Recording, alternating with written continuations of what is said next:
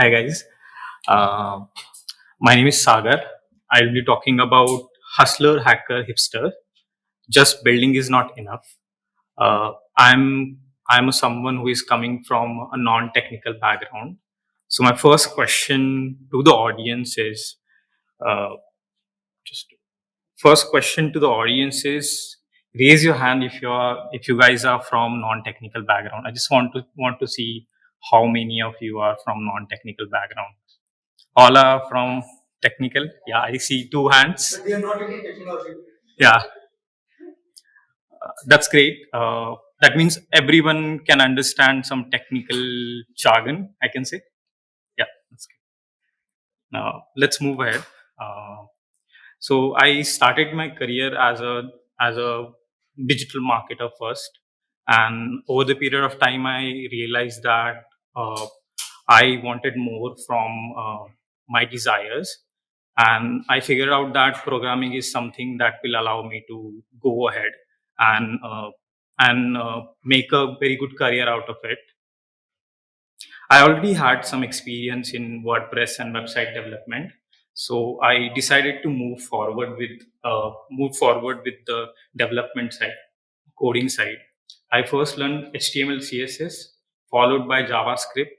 And when I was learning JavaScript, I get to know that React is something which is very great when you want to develop web applications with React.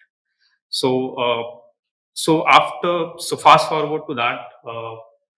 After 2 years into digital marketing and then 2.5 into software engineering, I'm working as a senior software engineer at Photon. And over the period of time, I realized that the decision to switch from marketing and coding, uh, I made that decision because I discovered there is a combination of abilities that those are still required into programming also. Coming from marketing background, I see a lot of developers struggles with the ability to communicate, the ability to express themselves.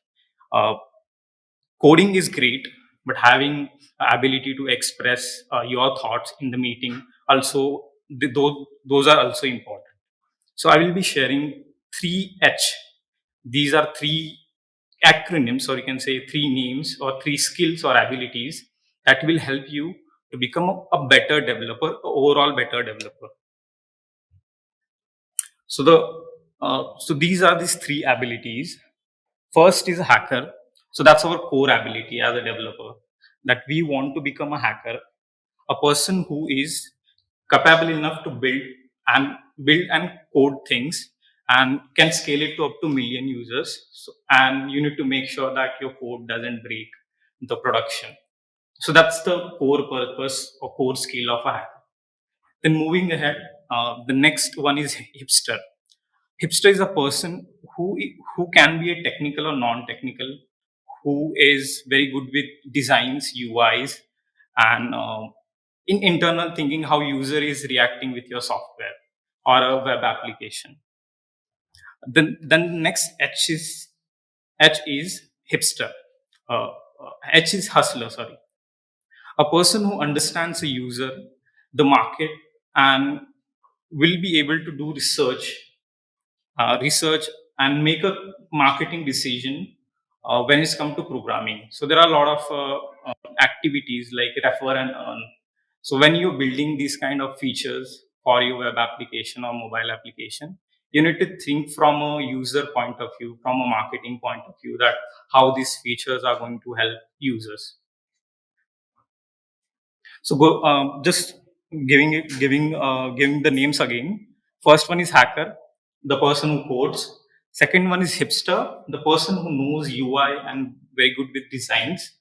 And a hipster is a hustler is someone who is good with marketing side. So what I understood is, as you grow in the career, as you go in the coding career, you need not just only one, but the combination of these three abilities, and you can always transform from one ability to another ability. So, So just a descriptive answers about how these three abilities are going to help you. So the first major advantage is, if you look at these, if you acquire these three abilities, is uh, it will make you more desirable. Consider someone who is just a developer and can't communicate, don't know how to build great designs, and don't have that much knowledge about UI and user experience. Then you'll be given more preference when it's come to hiring, and that will be very helpful to you to get hired. And overall it will give you more clarity about what exactly you're building. So when you join MNCs, right, you will have a different people doing different kind of job. But once you have an understanding, you can actually communicate with those people very clearly, and you can say that, okay, this feature makes sense, and in the production side, on coding side, I'm making in that way. So that will is that okay or not? The most important of that is, once you have these three abilities like code, market, and design, you can actually work on your own ideas. So I have worked on a lot of my small problems, and I've converted that into web apps. And these can be these can be side hustles, and over the period of time, as you go and improve your ability, improve each and every ability, at some point you're going to strike yourself, and you will be making industry standard product as your side hustle, and that will open up a lot of doors for you as a career opportunity. So most of the developers actually work with the core only React for 1 to 2 years or maximum 3 years. Then they actually venture out. They venture out into, most probably, if you're a React developer, you must be venturing out into backend side. So you're a JavaScript developer, then you will learn how to use JavaScript on a backend. First, you master the front end, then you go ahead, then you go for a backend. Doing so you will pick some technologies, and there are few technologies which goes to each other very well. So we'll be looking at a one particular stack. So stack is a bunch of technologies that allows you to build a complete web application. So we'll be looking at a MERN stack. But before you go into that MERN stack, what exactly is that? Let's talk about why exactly I'm taking that MERN stack here, because there are multiple stacks. Why exactly MERN stack is important? So if you look at MERN stack allows you to use JavaScript and create the complete web app, right? The second core the second core reason why people choose MERN Stack to build their complete web application is the massive community and the learning opportunities on YouTube or Udemy or any premium course. So if you have any question, and you're able to and you're able to question that, like, you can form a question and just type on YouTube, you'll get answer of each and every question. So you can just follow along code and move ahead and improve your monstack abilities. And also, a typical MERN stack application follows MVC pattern, which stands for Model View Controller. So View is actually React, and model and controllers are coming from backend. We'll have a look at those on the next screen. A lot of people say that MERN stack is not that much robust. Compare that to Java and more legacy software. But what I believe is, uh, current MERN stack applications are so solid that most of the Indian startups and a lot of new companies and emerging companies are using this stack. It also allows you to build products very fast. So you don't need to worry about types when you initially want to prototype this thing. You don't need to worry about type system. You don't need to worry about CSS. You can just start building your core product first, few features first, and then test it out. And doing CSS as we are using MERN Stack, and there is a React in it. The R stand for React. So React has a lot of CSS opportunity, CSS features also. You can use style components, you can use Sass, you can use Tailwind CSS. That allows you to build website very rapidly. So I talked about like a lot of startups are using MERN Stack. There are few examples of startups which those are using MERN Stack. So you can see the Grow, An Academy, Udemy, An Academy, Upgrad, Dealshare, Taika Invest, ShareChat, and among the Indian startup uh, we have Facebook, Instagram, and the family of Instagram apps, and Twitter also.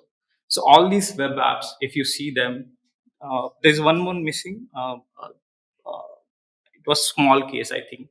So all these applications are handling millions of users. So MERN Stack is a part of their core framework. So let's go deeper and look into what exactly is MERN Stack is. So MERN Stack is an acronym, a short form for four technologies. The M stand for MongoDB, which is an document-based non-SQL database. So so I started with just directly non document-based non-SQL database. So I still don't know anything about SQL. I just work with MongoDB and new document-based databases. It's little weird because whenever I get into call with recruiter or when someone is talking about SQL, I just say that okay, MongoDB is good enough. I'm not looking at anything else. Then the second framework is the second letter is E, which stand for Express. It's a it's actually complete framework for a backend, which allows you to which extract out lot of nitty gritty details. Like it just same like if you want to write a backend code, you need to write it in Node, and if you want to write a front end code, you need to write in Java. So you can use jQuery or vanilla JavaScript. But React allows you to abstract a lot of things out from that and gives you very good developer friendly environment to work on. So Express is something which works, which runs on a Node.js and make it very easy to make an API, your controllers, and you can perform a lot of operations using Node.js file system on the server. Yeah. So that's about Express. Then the next we have a React. React is a front end library. I think that should be enough. Uh, yeah. So React allows you to the core purpose. It's React is not a framework, guys. I think you guys must be aware. It's not a framework. It's just a library, and the flexibility of React allows you to implement multiple applications or multiple open source project, combine that together, and build whatever that you want. So if you actually want to use React with PHP, you can use that. You can do that. If you want to use another state management solution, you can use that. But there are standards when it's come to React that most of the people in industry follow. So when it's come to React, we have Redux as a state management, React router as a routing option.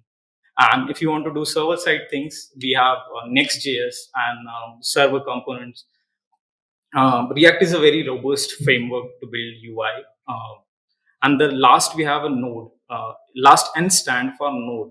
Node is a actually JavaScript runtime which allows you to run JavaScript on server, not on a client. Client means our browsers. So the JavaScript is actually running on a server which is somewhere in US or UK or any kind of server farms, and which allows you to run JavaScript on that, and you can use that to create your entire backend. You can on top of that, if you use Express, it will make you very easy to use backend. So I'll give you a very fun insight um, to set up a MERN stack. I have done it so many times. Right now, I can set up a React app, a basic React app, a basic MongoDB database, and Express within 30 minutes. So I can start a new project within a 30 minutes. It has become so easy. And actually, once you combine all this together and you do repetition, it becomes easy. You get to know about, okay, I need to use this file and I need to use that file to make to get started with my project. So that's it about the MERN stack. Uh, and actually, the MERN stack is the best example of a classic 3H. The MERN stacks allows you to look into a complete stack. That means you're not just looking at the front end, right? You're just not looking at developing or writing code for a front end user. So when you're building a complete application, you will be looking at as a hacker, you will be looking at writing front end and back end code. But also, if you're writing backend code, you need to decide your system designs. You need to do low level system design, high level system design. So actually, the design part is also included in Hipster. It's not just a UI design. So I call that UI designing, and the system design, I call that technical designing and non-technical designing. So anything related to graphics come into uh, non-technical design, and anything related to technical design which requires you to put a logic, that's come into the technical design. Then we have a hustler, sorry. As you go on designing low level systems, you actually need to understand how many users are there. So users, when I say users, those are not actually using your app. That those can be managers, those can be administrative. So you need to identify or all key players in all key players in the web app that you're building. And once you understand each and every player, you will understand their requirements. And once you understand their requirements, you will have a lot of questions like what exactly this user want, how I can present that to that user. So that actually comes under the business side. Like if you join MNC, that has been taken care by some McKinsey consultant or your product manager. Those will decide on behalf of you that, okay, the user needs the input field name should be something like this. The input should behave like this. So all of these kind of business decision will be taken care by them. And again, if you have that skill as a MERN Stack developer, as you're building your personal project with MERN Stack, you'll get to understand that. And again, as a developer, you will have an edge over meetings when your PM is having a conversation with you or asking a team that, okay, this is something where I want an input from a developer team. Then you can give at least few answers. So, so till now, I have talked about majorly hacker. The MERN stack as actually majorly a person who is coding. So let's talk about Hipster. So we have talked about like how we can how we can use ability to do design. Yeah. But I haven't talked about how a developer, how a front end engineer can become a hipster, and how he should be going, how he should be approaching, how he should be learning UI designing and design itself. So I will present you just two activities to master UI UX as a front end developer, and these are very minimal activities. You don't need to like. I'm not teaching you UI and UX here. Just to get a perspective from a front end developer side.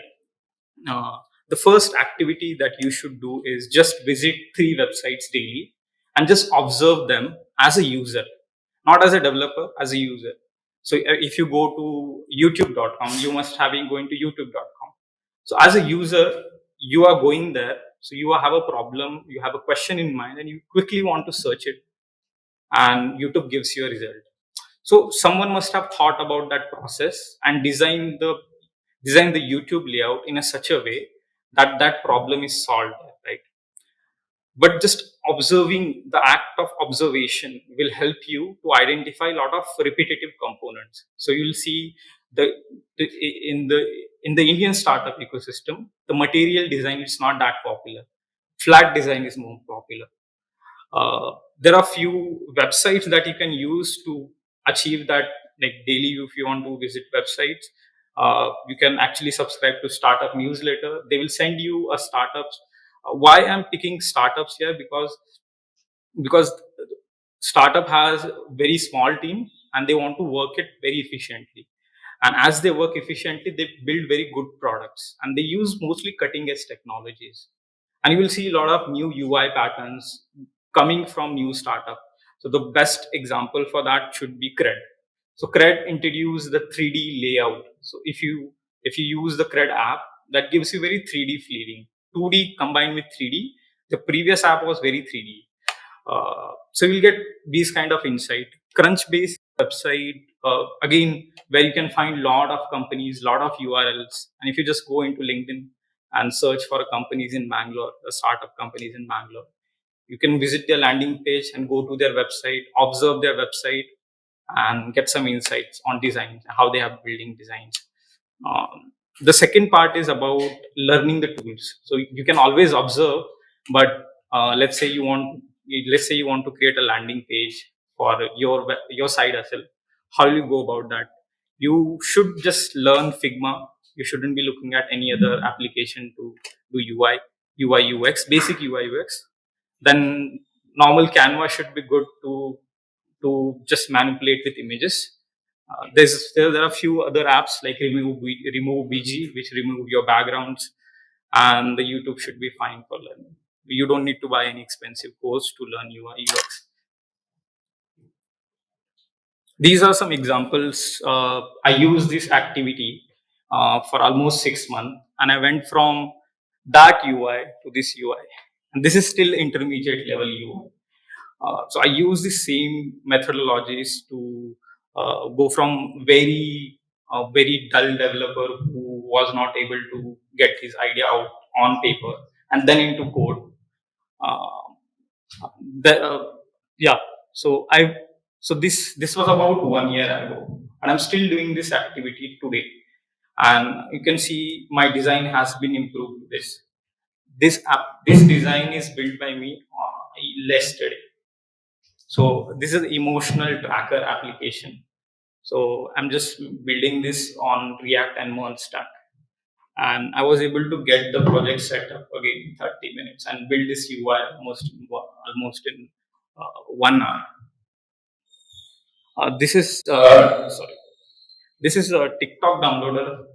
Anyhow, TikTok is banned in India, but yeah, this website is actually live, and I'm receiving traffic from US. The first UI example is the currently my side hustle career Dekho, where you can search anything related to any career, and the UI will guide you through the entire career path. So let's talk about. So this was about hacking, then designing. Let's talk about the business side and marketing as a front end developer. So you don't need to go into that depth when it's come to marketing.